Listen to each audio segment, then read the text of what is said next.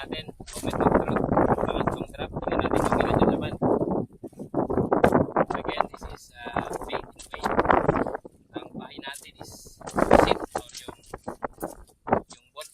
ballpen na squid. Mahaba. So inaating ko lang sa gitna kung medyo maliit. Tapos dalawang uklap. Pero pag sobrang liit, isang uklap yun. Tingnan natin kung ilan yung laman.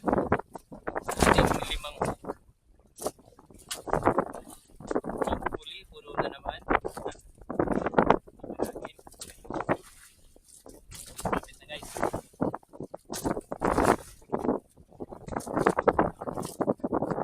Nandito tayo sa offshore. Around 18 kilometers. 18. Malayo guys, malayo. Yung nakikita nyo bundok sa likod. Ayan, ganyan sa kalayo. Pero galing pa ako doon sa dulo.